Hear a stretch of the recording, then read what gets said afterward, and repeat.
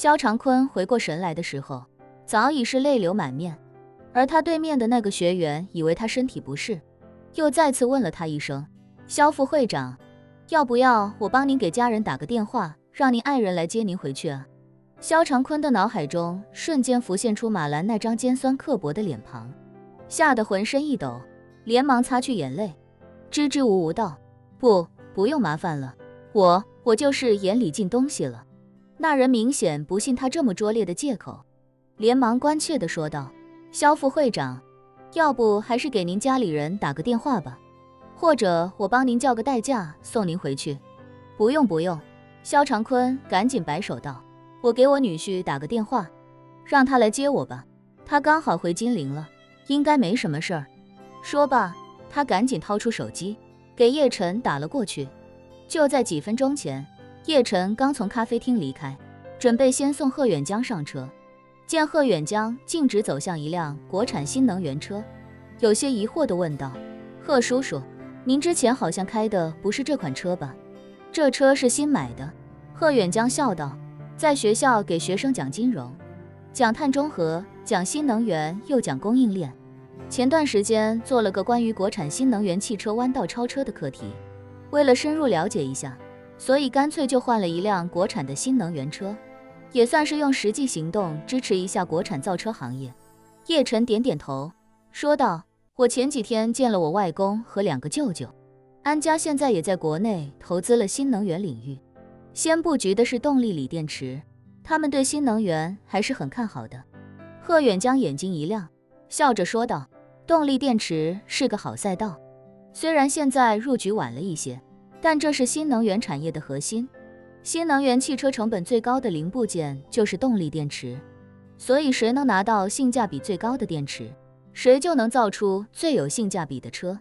我相信以安家的实力和眼界，应该不会只聚焦于动力电池这一方面，他们先从动力电池入手，最后的目标必然是整车制造。毕竟汽车行业的上游产业太辛苦了，资产模式重，利润空间低，还是做整体方案才更有机会。”叶晨好奇地问：“贺叔叔，您很看好新能源产业？”贺远江点点头，笑道：“当然看好，这就是弯道超车的最佳实例。老牌工业强国在内燃机领域沉淀了太多年，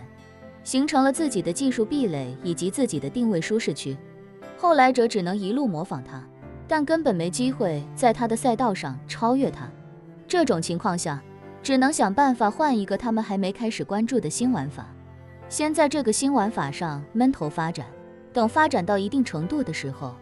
就杀出来冲击它的基础，迫使它从之前的领先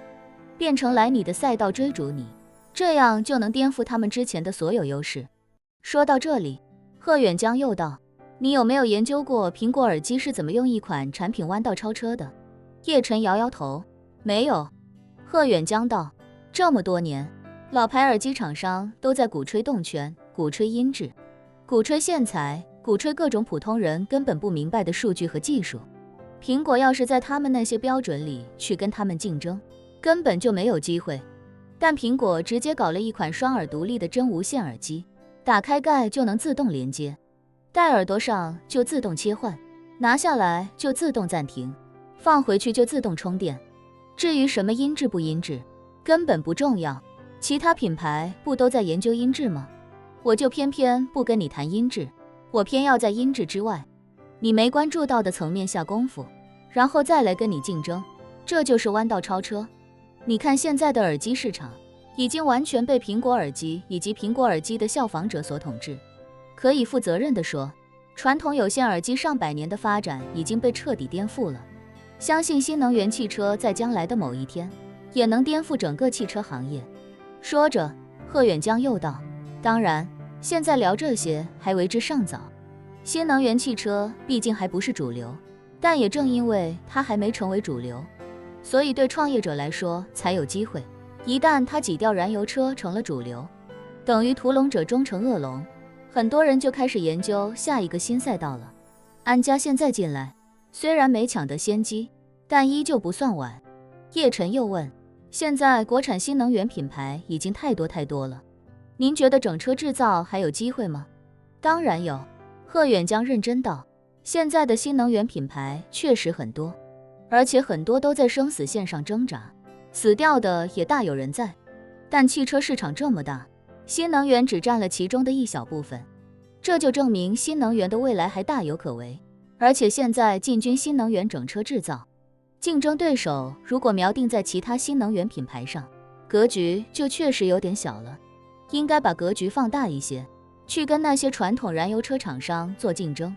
如果能把丰田、本田以及韩国现代的全球销量砍掉一半，那才是真正的巨无霸。说着，贺远江想起什么，开口道：叶晨，其实你也可以研究研究这个领域，你不缺钱也不缺资源，又有伊苏航运这个航运渠道，如果你做汽车产业，会有很大的发展空间，而且这个产业是很有成就感的。如果有一天街头巷尾跑的都是你制造的车，那种感觉一定很自豪。叶晨笑道，不瞒您说，贺叔叔，我学历不高，而且对汽车没太多了解，真要让我去做这个，我也是两眼一抹黑。说着，叶晨又道，不过我对您的观点非常赞同，新能源市场是一个趋势，未来的占比也一定会越来越高。如果您有兴趣的话，我可以介绍您跟我大舅二舅认识一下，如果您想试一试，我也可以做您的投资人。贺远江连忙摆手，自嘲道，我只是个研究金融的老学究，让我说，我能滔滔不绝说上一天一夜，但让我实操，我估计我还不如你。叶晨摇头道，有些时候，做一个行业需要的未必是专业技术，而是战略眼光。技术再强，选错了方向也只会是死路一条。如果安家要做整车制造，一定要让他们向您取经，要是您能加入的话，就更好了。